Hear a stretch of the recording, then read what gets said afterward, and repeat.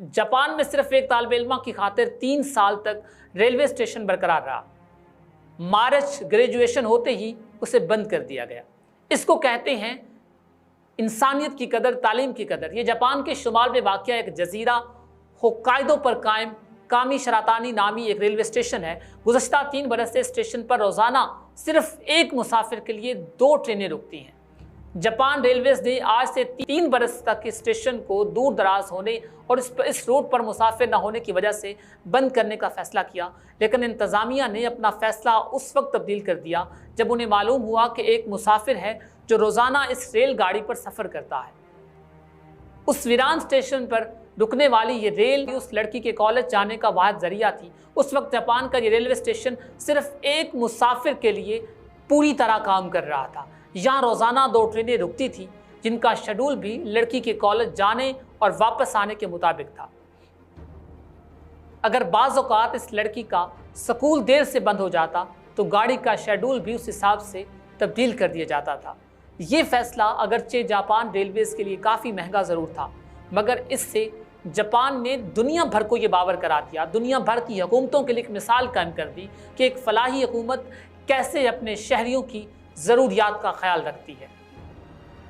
एक रियासत एक बच्चे की तालीम के लिए किस हद तक जा सकती है।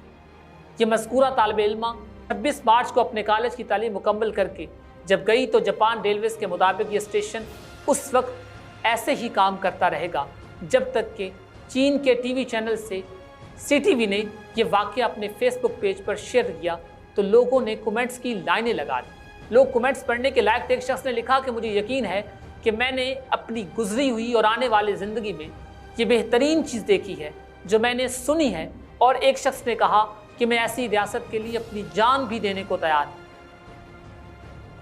और मैं इससे बिल्कुल गुरेज नहीं करूँगा जो मेरी कौम के बच्चों के मुस्तकबिल के लिए इस हद तक जा सकती है। और अब आप एक नज़र डालिए इस रियासत मदीना पर, जहाँ पर हज़ारों लाखों बच्चे डिग्रियाँ लेकर फिर रहे हैं, उनके पास कोई जॉब नहीं है, वो अजीब ज़हरी मरीज़ हैं, उनको वो अजीब टेंशन का शिकार है। हम अपनी ज़िंदगी में कभी कभी असूल परस्त होने के दावेदार होते हैं। मेरा ये असूल है, मैं अपना असूल नहीं तोड़ूंगा, मैं किसी की खातिर अपना असूल नहीं तोड़ूंगा। मैं कुछ दिन पहले पंजाब यूनिवर्सिटी के ग्राउंड में बैठा एक किताब पढ़ रहा था। उस किताब के अंदर अशफाक अहमद का एक वाक़या कोट था। अशफाक अहमद कहते हैं कि मैं अपने ऑफिस में काम कर रहा था कि वहाँ पर एक बुढ़िया और एक शख्स वहाँ पर आया। जब वो मेरे पास आकर बैठे तो बुढ़िया ने रोना शुरू कर दिया। मैंने उस औरत से उसके रोने की वजह पूछी तो उस बुढ़िया ने बताया कि मेरा एक ही बेटा है जो फलां कॉलेज में पढ़ता है, लेकिन कॉलेज वालों ने मेरे बेटे को वहाँ से निकाल दिया। तो अशफाक अहमद ने कहा कि मैं इसमें आपकी क्या मदद कर सकता हूँ। तो उस पर उस बुढ़िया ने कहा कि खुदारा, उसने हाथ जोड़े, कपकपाते हुए हाथों ने अशफाक अहमद से ये कहा कि खुदा के लिए आप उस स्कूल वालों से, उस कॉलेज वालों से एक रिक्वेस्ट कर दें, उन्हें फ़ोन कॉल कर दें कि वो मेरे बच्चे को दोबारा एडमिशन दे दें, क्योंकि उन्होंने मेरे बच्चे को बैड कैरेक्टर कह दिया है और मेरा बच्चा किसी और कॉलेज में भी एडमिशन नहीं ले सकता। तो अशफाक अहमद ने उन बड़े हाथों की लाज रखी। उन्होंने वादा किया कि मैं उन्हें ज़रूर फ़ोन करूँगा। अशफाक अहमद ने अपने टेबल पर मौजूद फ़ोन से वहाँ पर मौजूद रिसीवर उठाया और उस इदारे में कॉल की। तो सामने से एक प्रिंसिपल ने जवाब दिया कि जी अस्सलाम वालेकुम, कौन? तो उस पर अशफाक अहमद ने बताया कि मैं अशफाक अहमद हूँ। तो उस पर उस शख्स ने बड़े जोश के साथ आपको सलाम का जवाब दिया और कहने लगा कि मैं तो आपका बहुत बड़ा फ़ैन हूँ, मैंने आपकी किताबें पढ़ी हैं, मैं आपसे बहुत मुतासर हूँ। तो अशफाक अहमद साहब ने कहा कि मैंने आपको मुतासर करने के लिए फ़ोन नहीं किया, मुझे आपसे एक काम है, क्या मैं आपसे मिल सकता हूँ? तो उस पर उस प्रिंसिपल ने कहा कि जी ज़रूर, आप हुक्म कीजिए, मैं ख़ुद आपके पास हाज़िर हो जाता हूँ। लेकिन अशफाक अहमद साहब ने बड़ी प्यारी बात की। आपने कहा कि नहीं, कुएं को प्यासे के पास आने की ज़रूरत नहीं है, प्यासे में अगर तड़प होगी तो वो कुएं के पास खुद पहुँच जाएगा। आपने उनसे वक्त लिया और अगले दिन मुकर्ररा वक्त पर आप वहाँ पर पहुँच गए। जब अशफाक अहमद साहब वहाँ पर पहुँचे तो आपने देखा कि वहाँ पर बहुत से बच्चे हाथों में फूल लिए, फूल की पत्तियाँ लिए आपका इंतज़ार कर रहे थे। प्रिंसिपल मौजूद था और उसके साथ टीचर्स की एक लंबी कतार मौजूद थी। जब अशफाक अहमद साहब वहाँ पर पहुँचे तो क्या हुआ कि उन लोगों ने आप पर फूल निछावर किए, उन्होंने आपको सलाम किया, उनको बाकायदा तौर पे मुहज़्ज़ब तरीके के साथ उनके ऑफिस में ले जाया गया, बातें हुई, अशफाक अहमद साहब की किताबों पर तबसरे हुए, यहाँ तक कि 3 से 4 घंटे गुजर गए। अशफाक अहमद साहब ने फरमाया कि अगर इजाज़त हो तो क्या अब हम उस मौजू पर बात कर सकते हैं जिसके लिए मैं यहाँ पर हाज़िर हुआ। तो उन्होंने कहा जी ज़रूर, आप बताइए आप कैसे हाज़िर हुए, आप कैसे तशरीफ़ लाए।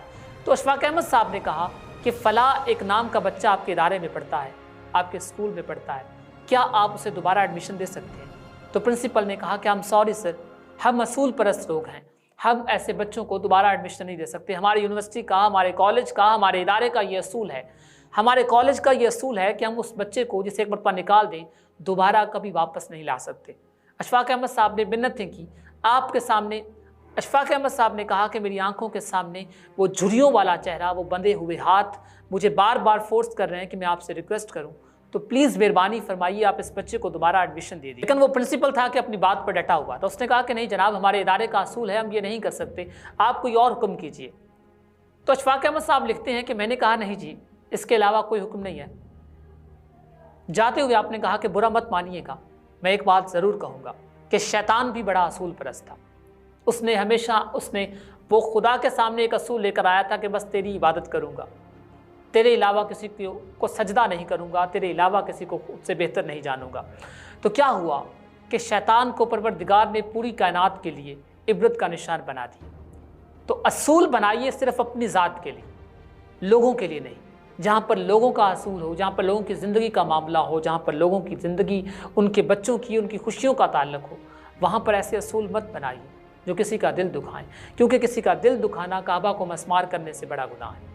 हम लोग कभी कभी इतने हसूल परस्त हो जाते हैं, इतने दावेदार बन जाते हैं, ख़ुद को इतना मोहतबर, इतना नेक तसव्वुर करना शुरू कर देते हैं कि किसी शख्स को हमारी निगाह करम की ज़रूरत होती है। हम किसी की ज़िंदगी बदल सकते हैं, हम किसी की मुश्किलात हल कर सकते हैं, हम किसी के चेहरे पर मुस्कान ला सकते हैं, लेकिन हम अपनी बात पर डटे होते हैं कि नहीं, मैं असूल परस्त हूँ, मैं इस बात के लिए तो अपना असूल नहीं तोड़ सकता। तो खुदारा ऐसे असूल मत बनाइए जो आपको इंसानों की सफ से निकाल कर वापस शैतान की सफ में खड़ा कर दे।